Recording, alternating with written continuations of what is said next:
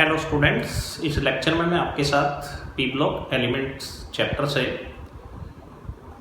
Properties of hydrides को discuss करने जा रहा हूँ। हाइड्राइड्स की टाइप क्या होते हैं, उनकी शेप क्या होती है, उनके हाइब्रिडाइजेशन क्या होते हैं, उनके बॉन्ड एंगल्स किस तरह से चेंज होते हैं, इसके बारे में हम प्रीवियस वीडियो में डिस्कस कर चुके हैं। अब हम उन सभी हाइड्राइड्स की, सभी ग्रुप्स के हाइड्राइड्स की प्रॉपर्टीज को डिस्कस करेंगे। पहले में कुछ कॉमन प्रॉपर्टीज हैं जो सभी ग्रुप्स पर में सिमिलर चेंज शो करती हैं, उनके बारे में डिस्कशन करेंगे और फिर कुछ ग्रुप्स में प्रॉपर्टीज जो हैं वो उनमें किस तरह से वेरिएशन आता है उसके बारे में डिस्कशन करेंगे। पहले मैं कॉमन प्रॉपर्टीज को लेकर के चल रहा हूँ जो कॉमनली डाउन द ग्रुप एक जैसा चेंज शो करती हैं, लेकिन कुछ प्रॉपर्टीज ऐसी हैं जिनमें एक जैसा चेंज नहीं होता डाउन द ग्रुप। जब हम जाएंगे टॉप टू बॉटम तो उनके बारे में हम बाद में डिस्कशन करेंगे। So let us start. Bond length.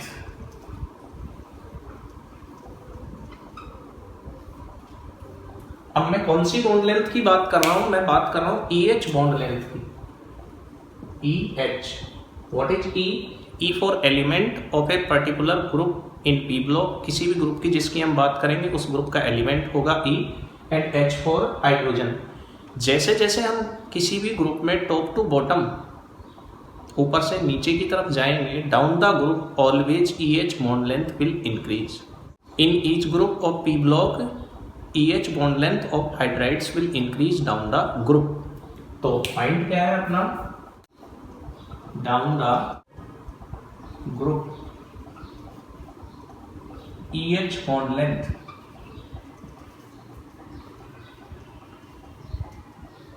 Of hydrides will increase.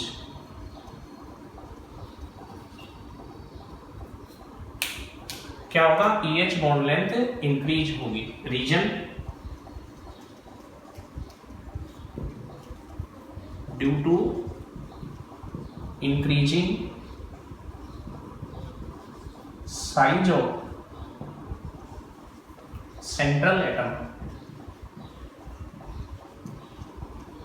Of hydrides.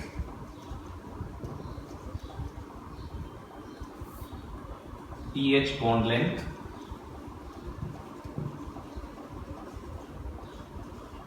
will increase bond length क्या होगी? इंक्रीज होगी EH बॉन्ड लेंथ। क्यों इंक्रीज होगी? बिकॉज हाइड्रोजन का साइज तो फिक्स है, इसका साइज तो चेंज होगा नहीं। लेकिन जब हम ऊपर से नीचे जाएंगे डिफरेंट ग्रुप्स में पी ब्लॉक के, तो जो सेंट्रल एटम होता है E, इसका साइज डाउन द ग्रुप क्या होता जाएगा? इंक्रीज होता जाएगा। और जैसे जैसे सेंट्रल एटम का साइज इंक्रीज होता जाएगा, जो EH बॉन्ड लेंथ है वो क्या होती जाएगी? इंक्रीज होती जाएगी। मैंने सबसे पहले बॉन्ड लेंथ को लिया है, क्यों? क्योंकि इस बॉन्ड लेंथ के ऊपर और दूसरी प्रॉपर्टीज डिपेंड करेंगी। तो अगर बॉन्ड लेंथ की टर्म में आपसे पूछता है तो डाउन द ग्रुप किसी भी ग्रुप के बारे में जिसके बारे में हम बात करेंगे उसमें बॉन्ड लेंथ क्या होगी? इंक्रीज होगी। मीन्स जब ऊपर से नीचे की तरफ जाएंगे तो EH बॉन्ड क्या होता जाएगा? वीकर होता जाएगा। Means EH bond become weaker, क्योंकि जब बॉन्ड लेंथ बढ़ेगी तो बॉन्ड वीक होता जाएगा। अब ये तो इसकी फर्स्ट प्रॉपर्टी थी, बॉन्ड लेंथ की प्रॉपर्टी। इसका अगर ऑर्डर पूछ लेता है तो ऑर्डर बड़ा इजीली लिखा जा सकता है, क्योंकि पी ब्लॉक के जो हाइड्राइड्स हैं उनकी प्रॉपर्टीज के ऑर्डर मोस्ट इंपॉर्टेंट क्वेश्चन है और बोर्ड एग्जामिनेशन, और उससे भी ज़्यादा इंपॉर्टेंट है कॉम्पिटिशन एग्जाम्स के लिए डिफरेंट प्रॉपर्टीज की जो इंक्रीजिंग और डिक्रीजिंग ऑर्डर क्या होते हैं। अगर मैं एक एग्जाम्पल की बात करूँ, ग्रुप 15 के हाइड्राइड्स की अगर हम बात करें तो NH3, EH3, ASH3, SBH3 और BiH3। अगर मैं increasing order of bond length की बात करूंगा तो बॉन्ड लेंथ जो है वो अमोनिया टू बिस्मिथ हाइड्राइड तक क्या होगी? इंक्रीज होगी। This is the increasing order of bond length. ये क्या बनेगा? इंक्रीजिंग ऑर्डर बनेगा। और वाइस वर्सा, अगर डिक्रीजिंग ऑर्डर लिखना होगा तो मैं इसमें लिख दूंगा इंक्रीजिंग हमेशा कम से ज़्यादा की तरफ लिखा जाता है और डिक्रीजिंग हमेशा ज़्यादा से कम की तरफ लिखा जाता है। इस तरह से हम बॉन्ड लेंथ को क्या करते हैं, डिस्क्राइब करते हैं। ये सभी ग्रुप्स में एप्लीकेबल है, चाहे किसी भी ग्रुप का हाइड्राइड हो, जब आप टॉप टू बॉटम जाएंगे तो EH बॉन्ड लेंथ इंक्रीज होगी। नाउ सेकेंड जो प्रॉपर्टी है वो कौन सी है, bond dissociation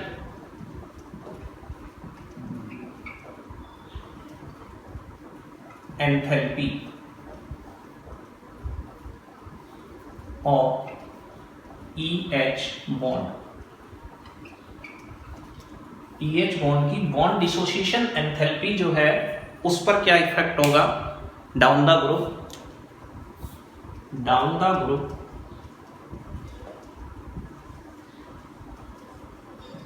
EH bond dissociation enthalpy will decrease।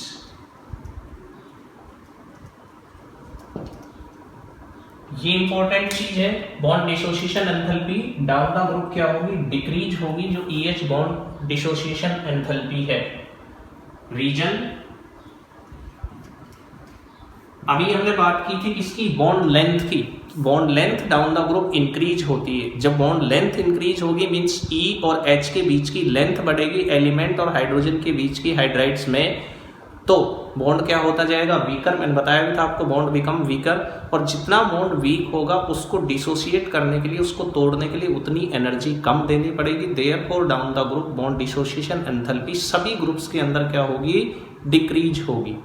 तो रीजन क्या होगा, on increasing EH bond length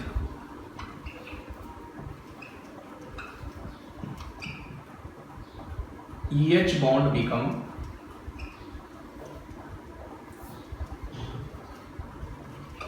weaker, therefore bond dissociation enthalpy will decrease।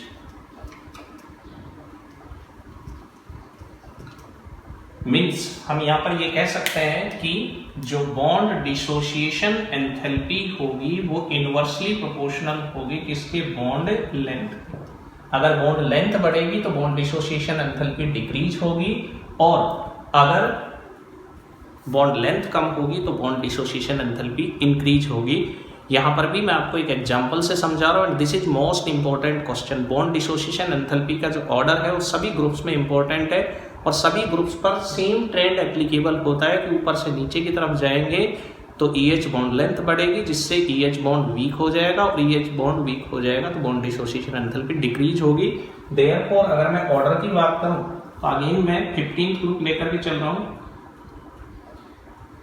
BiH3 सबसे वीकर बॉन्ड होगा, उससे स्ट्रॉन्ग होगा SbH3, उससे स्ट्रॉन्ग होगा AsH3, उससे स्ट्रॉन्ग होगा PH3, और सबसे जो स्ट्रॉन्ग होगा वो होगा NH3।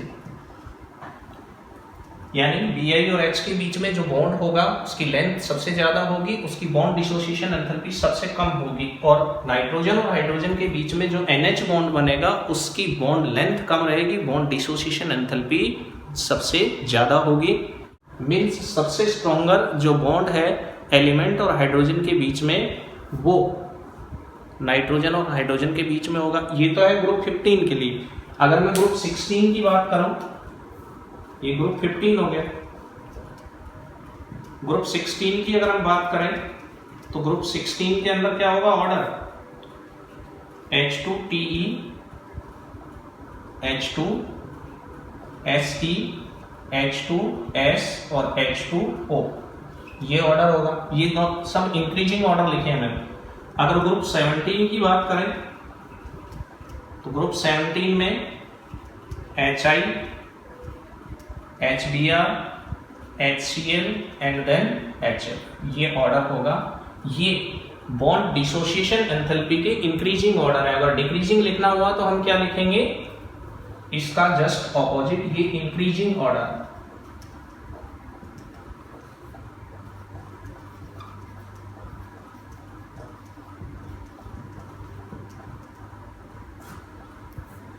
इस तरह से हम बॉन्ड डिसोसिएशन एंथैल्पी जो दूसरी प्रॉपर्टी है उसको डिफाइन कर सकते हैं। मैंने इन दोनों को पहले क्यों लिया है उसका रीजन मैं आपको बताऊंगा, because these two properties are most important properties to define other properties. Other properties को एक्सप्लेन करने के लिए ये जो दो प्रॉपर्टी हैं ये मोस्ट इंपॉर्टेंट है। सबसे पहले हमें बॉन्ड लेंथ के बारे में पता होना चाहिए, उसके बाद हमें पता होना चाहिए बॉन्ड डिसोसिएशन एंथैल्पी के बारे में।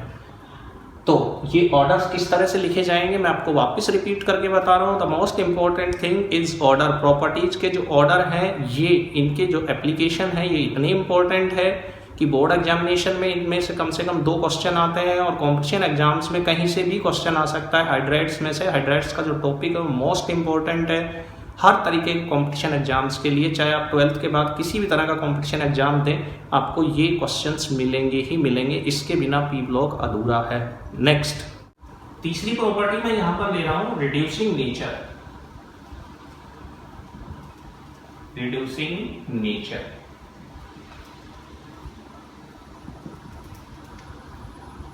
रिड्यूसिंग नेचर रिड्यूसिंग किसको माना जाता है? जो कोई भी एजेंट रिड्यूसिंग एजेंट या कोई भी स्पीसी रिड्यूसिंग स्पीसी के कब कहलाती है?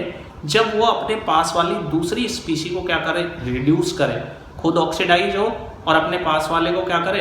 रिड्यूस करे, then it is called reducing species. और रिड्यूसिंग एजेंट मीन्स जो रिडॉक्स कपल है उसके अंदर जो खुद ऑक्सीडाइज होगा वो अपने पास वाली दूसरी स्पीसी को क्या करेगा? रिड्यूस करेगा।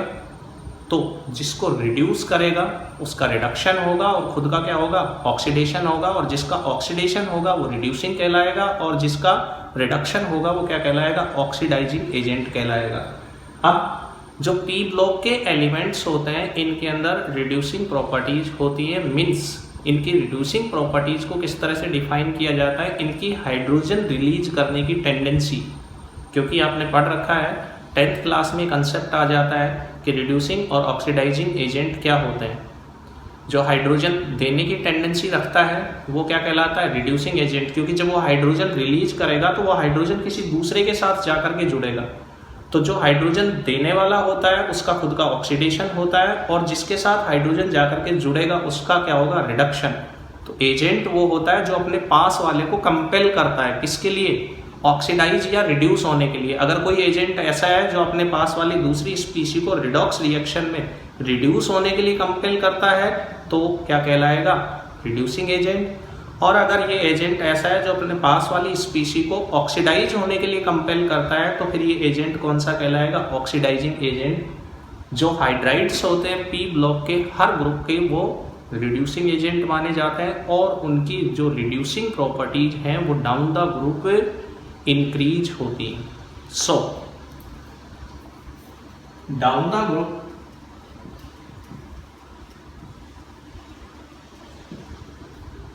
reducing nature of hydrides in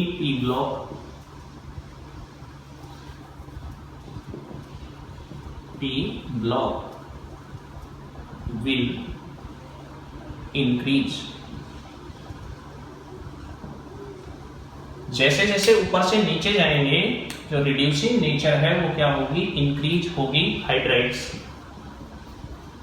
अब रिड्यूसिंग नेचर को हम किससे रिलेट कर रहे हैं? हाइड्रोजन रिलीज करने की टेंडेंसी से। हाइड्रोजन रिलीज कौन आसानी से करेगा? जिसमें EH बॉन्ड लेंथ ज्यादा होगी या यूं कहें जिसकी EH बॉन्ड डिसोसिएशन एंथैल्पी कम होगी। मींस रीजन क्या है? इसका रीजन अगर हम लिखेंगे तो रीजन क्या दिया जाएगा इसका? Due to increasing EH bond length and decreasing EH bond dissociation enthalpy। इनकी जो रिड्यूसिंग बिहेवियर है उसकी नेचर बढ़ेगी because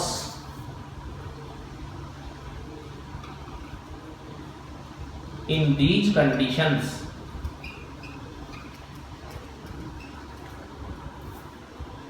these hydrides easily release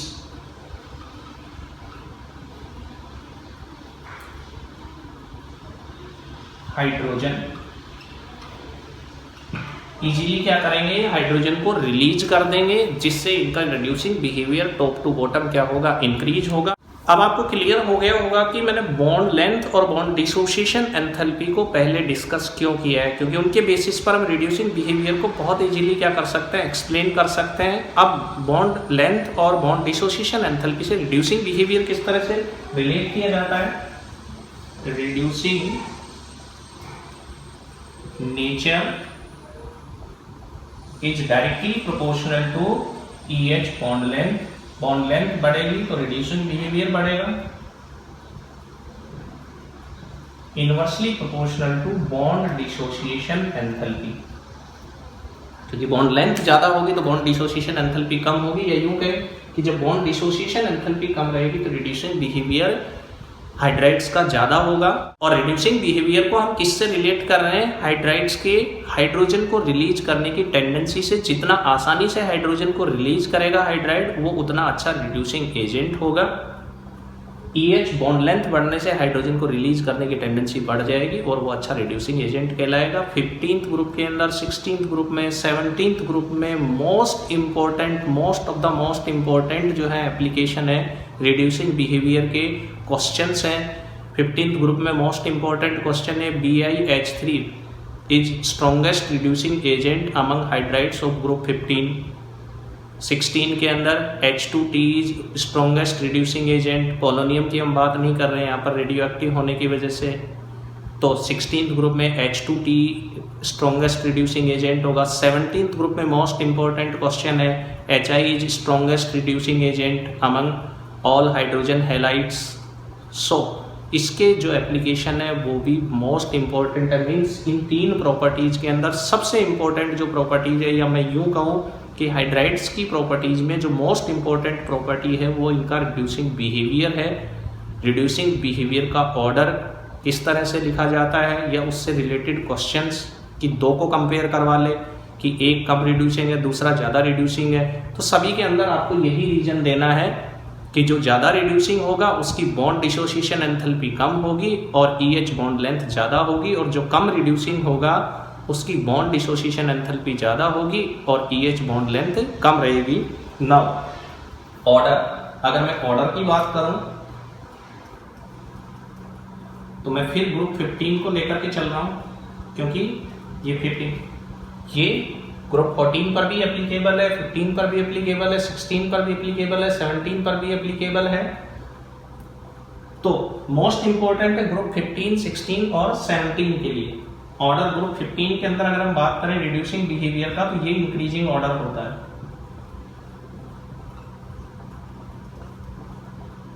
Sb H3 and BiH3।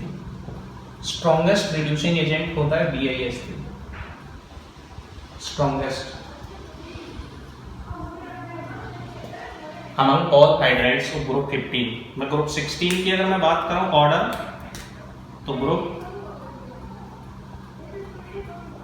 16 यहां पर H2S, H2TE और H2SE और H2TE, तीन की बात कर रहे हैं, ये स्ट्रॉन्गेस्ट होगा। वाटर इज नॉट इंक्लूडेड, मैं अभी बात कर रहा हूं उसके अंदर मैंने वाटर को क्यों इंक्लूड नहीं किया। ग्रुप 17 की अगर मैं बात करूं तो ग्रुप 17 के अंदर जो ऑर्डर होगा वो क्या होगा, HF, HCl, HBr, HI and HI will be strongest we can say. So these are the order of reducing behavior or reducing nature in different groups of their hydrides। और ये most important question है, मैं आपको बता रहा हूँ, आप इसको अच्छे से नोट कर लें। इनके ऑर्डर लिखना, इनमें स्ट्रॉन्गेस्ट ये क्यों होते हैं, क्योंकि इन सभी के अंदर जो लास्ट हाइड्राइड है इनकी बॉन्ड डिसोसिएशन एंथैल्पी लोवेस्ट होती है और EH बॉन्ड लेंथ हाईएस्ट होती है। ग्रुप 16 के अंदर वाटर रिड्यूसिंग बिहेवियर शो नहीं करता है, वो दोनों तरह के एजेंट्स के साथ रिएक्ट कर सकता है, ऑक्सीडाइजिंग एजेंट के साथ भी रिएक्ट कर सकता है और रिड्यूसिंग एजेंट के साथ भी रिएक्ट कर सकता है, इसलिए मैंने वाटर को नहीं लिखा है। So this is reducing nature और रिड्यूसिंग बिहेवियर। अगर मैं ग्रुप 14 की बात करूं तो ग्रुप 14 के अंदर भी ऑर्डर इसी तरीके से लिखा जाएगा, टॉप टू बॉटम जो रिड्यूसिंग बिहेवियर है वो क्या होगा, इंक्रीज होगा। ग्रुप 13 के अंदर बिकॉज पॉलीमेरिक स्ट्रक्चर होती है, उसके लिए हम यहाँ पर बात नहीं करते रिड्यूसिंग बिहेवियर की। ये अपने जो 3 मैंने ऑर्डर लिखे हैं ये मोस्ट इंपॉर्टेंट है, जो सबसे ज़्यादा आपको एग्जाम्स के अंदर पूछे जाते हैं और इन पर थ्योरेटिकल क्वेश्चन भी बनते हैं। बोर्ड एग्जामिनेशन में आपके एनसीईआरटी के अंदर क्वेश्चन दिया हुआ है, HI is strongest reducing agent, BIS3 strongest reducing agent, ये दोनों क्वेश्चन एनसीईआरटी के अंदर हैं जो बोर्ड के FAQ हैं, फ्रिक्वेंटली आस्क्ड क्वेश्चन है और कॉम्पिटिशन एग्जाम्स में इनसे रिलेटेड बहुत सारे क्वेश्चंस आते हैं, तो उसको आप इंपॉर्टेंटली नोट कर लें। नेक्स्ट, फोर्थ जो कॉमन प्रॉपर्टी है यहाँ पर जो मैं डिस्कस करने जा रहा हूं that is thermal stability.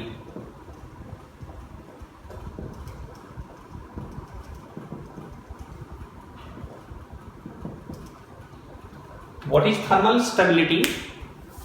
Thermal heat के लिए यूज करते हैं थर्मो वर्ड, ठीक है। थर्मल स्टेबिलिटी इन हाइड्राइड्स की डाउन द ग्रुप क्या होती है, डिक्रीज होती है and the only reason is increasing EH bond length और decreasing EH bond dissociation enthalpy. तो अब आपको धीरे धीरे समझ आ रहा होगा कि मैंने बॉन्ड लेंथ और बॉन्ड डिसोसिएशन एंथैल्पी को सबसे पहले डिस्कस क्यों किया है, क्योंकि थर्मल स्टेबिलिटी भी किस चीज़ पर डिपेंड करेगी, इनकी बॉन्ड डिसोसिएशन एंथैल्पी पर डिपेंड करेगी या बॉन्ड लेंथ पर डिपेंड करेगी। Down the group bond length बढ़ती है, बॉन्ड डिसोसिएशन एंथैल्पी डिक्रीज होती है, तो थर्मल स्टेबिलिटी भी डिक्रीज होगी। डाउन द ग्रुप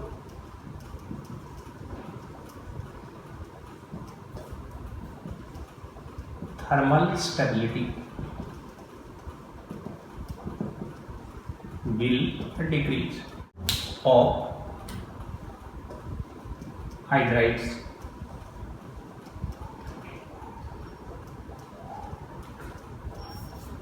रीजन क्या होगा,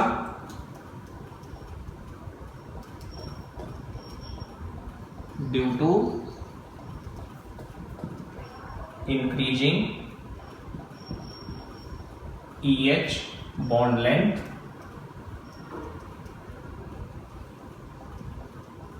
and decreasing bond dissociation enthalpy। Means इसको भी हम रिलेट कर सकते हैं thermal stability is directly proportional to bond dissociation enthalpy। Bond dissociation enthalpy के क्या रहेगी, ये डायरेक्टली प्रोपोर्शनल रहेगी और बॉन्ड लेंथ के ये इनवर्सली प्रोपोर्शनल रहेगी। अगर बॉन्ड लेंथ बढ़ती है तो थर्मल स्टेबिलिटी क्या होगी, डिक्रीज होगी, और डाउन द ग्रुप क्या होता है, बॉन्ड लेंथ इंक्रीज होती है। जब बॉन्ड लेंथ इंक्रीज होगी तो थर्मल स्टेबिलिटी डिक्रीज होगी। Increasing bond length and decreasing bond dissociation enthalpy. तो बॉन्ड डिसोसिएशन एंथैल्पी डिक्रीज होगी तो वैसे वैसे थर्मल स्टेबिलिटी भी क्या होगी, डिक्रीज होगी। मीन्स थर्मल स्टेबिलिटी का जो ऑर्डर है वो बॉन्ड डिसोसिएशन एंथैल्पी के ऑर्डर के अकॉर्डिंग ही रहेगा। मैं एक एग्जांपल लेकर के चल रहा हूं ग्रुप 15 का। ग्रुप 15 थर्मल स्टेबिलिटी का जो ऑर्डर है वो क्या होगा, NH3 PH3 ASH3 SbH3 और BiH3। मीन्स ये इसका कौन सा ऑर्डर बना, डिक्रीजिंग ऑर्डर।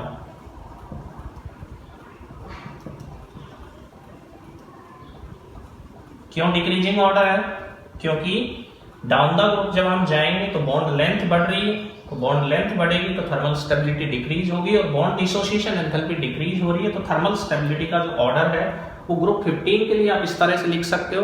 बाकी ग्रुप्स के लिए 16 के लिए भी लिखा जा सकता है, ग्रुप 17 के लिए भी लिखा जा सकता है।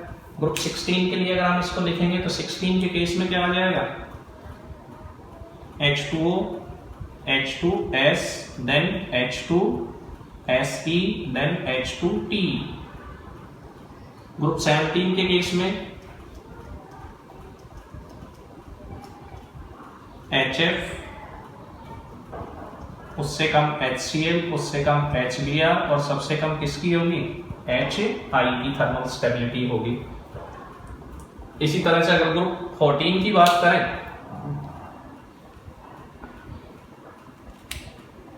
तो ग्रुप 14 के केस में क्या होगा?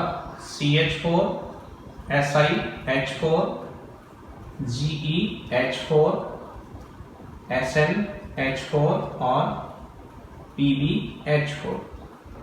इस तरह से इनकी थर्मल स्टेबिलिटी क्या होगी? डिक्रीज होगी। तो ये जो चार प्रॉपर्टीज हैं वो आपस में एक दूसरे से इंटरलिंक्ड हैं। डाउन द ग्रुप किस तरह से चेंज होते हैं, कैसे एक दूसरे पर डिपेंड करती हैं, इन चारों के बारे में मैंने आपको सेपरेटली बता दिया, जो कि ये सभी ग्रुप्स पर एप्लीकेबल है। कॉमन प्रॉपर्टीज है सभी ग्रुप्स के लिए। पी ब्लॉक के किसी भी ग्रुप के हाइड्राइड की जब हम बात करेंगे तो इन चारों प्रॉपर्टीज में जो वेरिएशन है वो सेम रहेंगे, इसी तरह से वेरिएशन होगा। इसमें कोई एक्सेप्शनल केस नहीं है, इसमें कहीं कोई अलग से आपको पढ़ने की जरूरत नहीं है। सिर्फ एक वाटर का केस है जिसमें वाटर रिड्यूसिंग बिहेवियर शो नहीं करता, उसका रीजन मैंने आपको बता दिया। ऑक्सीडाइजिंग एजेंट और रिड्यूसिंग एजेंट दोनों से रिएक्ट कर लेता है, इसलिए हम उसको इंक्लूड नहीं करते हैं। एक प्रॉपर्टी और है जो कॉमन प्रॉपर्टी है, जिसके बारे में मैं प्रीवियस वीडियो के अंदर भी बात कर चुका हूं, लेकिन यहाँ पर एक बार फिर डिस्कस कर लेते हैं हम इसको। वो है बॉन्ड एंगल। बॉन्ड एंगल जो पूरे सभी ग्रुप्स के अंदर एप्लीकेबल है। मैं उन प्रॉपर्टीज को अभी ले रहा हूं जो सभी ग्रुप्स के अंदर एक जैसे वेरिएशन होते हैं, एक जैसे चेंज होती हैं। डाउन द ग्रुप सभी ग्रुप्स में या तो जो प्रॉपर्टीज इंक्रीज होती है या डाउन द ग्रुप जो प्रॉपर्टीज डिक्रीज होती है, उनका डिस्कशन कर रहे हैं। तो bond angle of hydrides will decrease down the group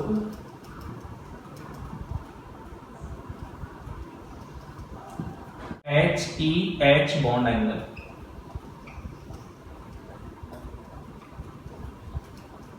will decrease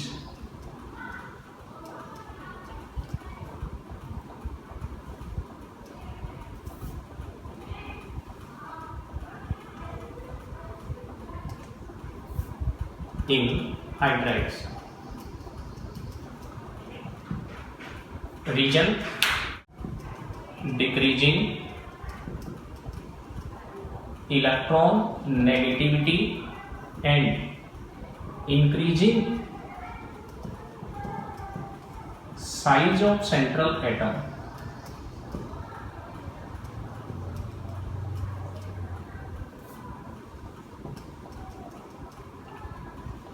Dominance of repulsion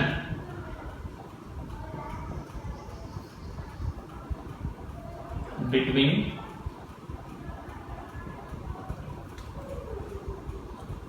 bond pair और lone pair, bond pair and lone pair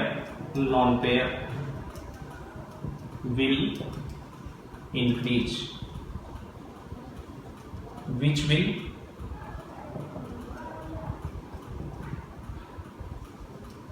decrease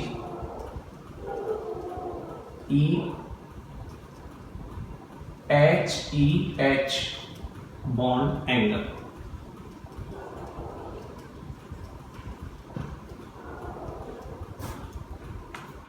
यहां पर मैंने तीन चीजों की बात की है।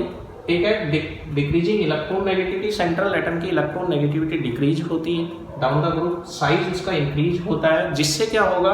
Dominance of repulsion, central atom पर रिपल्शन का जो डोमिनेंस है वो इंक्रीज होगा। अब सेंट्रल एटम पर रिपल्शन किस किस का हो सकता है? जैसे ग्रुप जो 14 होता है उसके अंदर सारे बॉन्ड पेयर्स होते हैं, तो बॉन्ड पेयर रिपल्शन हो सकता है। ग्रुप जो 15 होता है उसके हाइड्राइड्स में लोन पेयर बॉन्ड पेयर के बीच में रिपल्शन होता है। ग्रुप 16 के अंदर लोन पेयर और लोन पेयर बॉन्ड पेयर दोनों के बीच में रिपल्शन रहता है। तो मैंने तीनों को इंक्लूड किया है कि जो रिपल्सिव फोर्सेज होंगे उनका जो डोमिनेंस है वो बॉन्ड एंगल को क्या कर देगा, डिक्रीज कर देगा। और ये सभी ग्रुप्स पर एप्लीकेबल है, कॉमनली एप्लीकेबल है कि डाउन द ग्रुप जब हम जाएंगे तो बॉन्ड एंगल डिक्रीज होगा। तो ये 5 प्रॉपर्टीज हैं जो कॉमन प्रॉपर्टीज हैं, जो एक जैसे वेरिएशन शो करती हैं। देखिए कैसे जो 5 प्रॉपर्टीज हैं उनमें वेरिएशन आते हैं। जब हम टॉप टू बॉटम यानी डाउन द ग्रुप जाएंगे तो अपने पास क्या होगा, बॉन्ड लेंथ बढ़ेगी, बॉन्ड लेंथ ये इंक्रीज होती है। मैं यहां पर सिर्फ जो इंक्रीज होती है टॉप टू बॉटम उनको लिख रहा हूं प्रॉपर्टीज को। बॉन्ड डिसोसिएशन एंथैल्पी इंक्रीज होती है और रिड्यूसिंग नेचर इंक्रीज होती है। ये तीनों प्रॉपर्टीज डाउन द ग्रुप क्या होती हैं, इंक्रीज होती हैं। डाउन एरो से मैंने दिखाया, इसका मतलब ये इंक्रीजिंग की बात कर रहे हैं, इंक्रीजिंग प्रॉपर्टीज। और ये बॉटम टू टॉप यानी नीचे से ऊपर की तरफ इंक्रीजिंग होगी। कौन कौन सी 2 प्रॉपर्टीज, एक है आपके पास बॉन्ड एंगल और दूसरी कौन सी प्रॉपर्टी है, थर्मल स्टेबिलिटी। ये 2 प्रॉपर्टीज हैं जो नीचे से ऊपर की तरफ इंक्रीज होंगी, यानी ऊपर से नीचे की तरफ आएंगी तो डिक्रीज होंगी। और ये 3 प्रॉपर्टीज हैं ऊपर से नीचे की तरफ इंक्रीज होती हैं और नीचे से अगर ऊपर की तरफ जाएंगे तो ये डिक्रीज होंगी। इनको आपस में कैसे इंटरलिंक करते हैं उसके बारे में हमने डिस्कशन कर लिया है। इस वीडियो में मैं इन 5 प्रॉपर्टीज को ही डिस्कस कर रहा हूँ। नेक्स्ट जो रिमेनिंग प्रॉपर्टीज हैं वो भी मोस्ट इंपॉर्टेंट प्रॉपर्टीज हैं हाइड्राइड्स की, उनको मैं नेक्स्ट वीडियो के अंदर डिस्कस करूंगा। Acidic behaviour one of the most important property of hydrides, उसके बारे में। मेल्टिंग और boiling point again most important property. कोई कॉम्पिटिशन एग्जाम नहीं बचता जिनमें इन दोनों प्रॉपर्टीज से क्वेश्चन नहीं आता इनके ऑर्डर का। इसके बारे में डिस्कशन, बेसिक बिहेवियर के बारे में डिस्कशन, वॉलेटिलिटी के बारे में डिस्कशन और जो रिमेनिंग प्रॉपर्टीज है हाइड्राइड्स की उन सभी के बारे में हम नेक्स्ट वीडियो के अंदर डिस्कस करेंगे। अगर आपने मेरा चैनल सब्सक्राइब नहीं किया है तो अभी इसको सब्सक्राइब कीजिए, बबलू सर KVS केमिस्ट्री। मैं आपको इसी तरह से एक ही कंपाइल वीडियो के अंदर या 1 या 2 वीडियोज़ के अंदर आपको एक पर्टिकुलर टॉपिक जो सभी ग्रुप्स पर एप्लीकेबल होगा उसके बारे में कंप्लीट इन्फॉर्मेशन प्रोवाइड करवाऊँगा। आज के वीडियो में इतना ही। Thank you.